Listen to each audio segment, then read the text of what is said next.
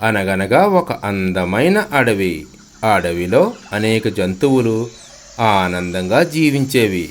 ఆ అడవిలో ఒక పెద్ద ఏనుగు, ఒక ఎలుక కూడా ఉండేవి. అందరూ ఆ ఏనుగుని గజపతి అని పిలిచేవారు. గజపతి చాలా శాంత స్వభావం కలవాడు. ఎప్పుడూ అందరికీ సహాయం చేసేవాడు. కానీ అతనిని చూసి కొన్ని జంతువులు భయపడేవి. కొన్నిసార్లు తన పెద్ద దేహం వల్ల ఇతరులకు తెలియకుండా ఇబ్బంది కలిగించేవాడు.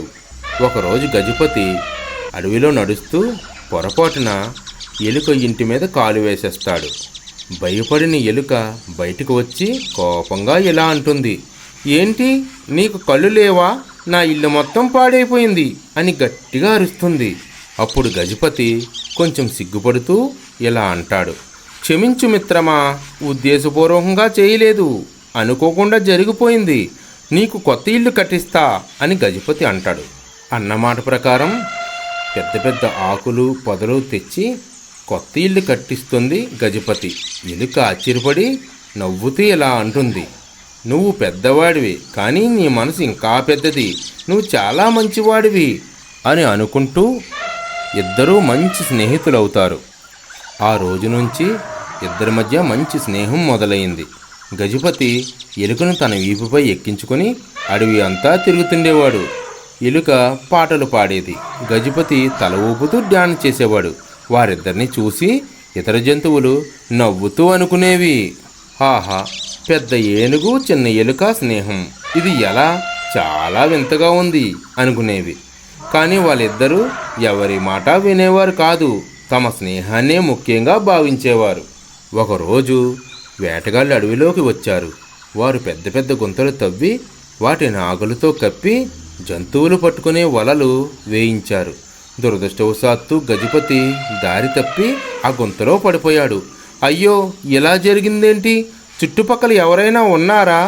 ఉంటే నాకు సాయం చేయండి అంటూ గట్టిగా అరుస్తూ ఉంటాడు.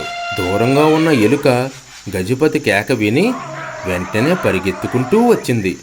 అది నా స్నేహితుడి అరుపులే, ఏమైంది నా స్నేహితుడికి అని చెప్పి గుంత దగ్గరికి చేరుకుంది.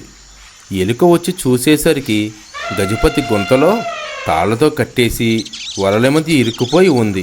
ఎలుక చిన్నదైనా ధైర్యంగా ముందుకెళ్ళింది. మిత్రమా, కంగారు పడకు, నేనున్నాను అని తన పదునైన పళ్లతో వలతాడు కొరుకుతూ కొద్ది కొద్దిగా తెంచింది.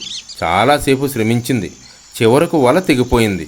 గజపతి ఆనందంతో గట్టిగా గర్జించాడు.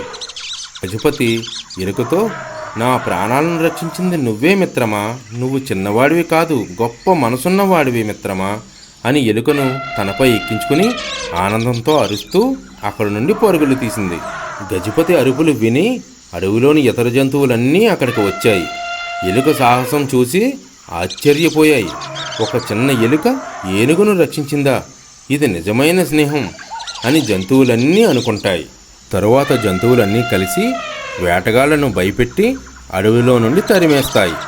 ఆ రోజు అడవిలో జంతువులన్నీ సంతోషోత్సవాలు జరుపుకున్నాయి. గజపతి ఎలుక కోసం చెట్టు మీద ఒక చిన్న ఉయ్యాల కట్టాడు. ఎలుక ఆ ఉయ్యాల ఎక్కి ఊగుతూ పాట పాడింది. గజపతి కూడా ఎలుక పాటకి రాగాలు తీస్తూ సంతోషపడింది. మిగతా జంతువులన్నీ కలిసి డాన్స్ చేస్తూ సంతోషపడ్డాయి. అంతలో ఎలుక నవ్వుతూ ఇలా అంది, స్నేహానికి పరిమాణం అవసరం లేదు, మంచి మనసుంటే చాలు మిత్రమా అని అంటుంది.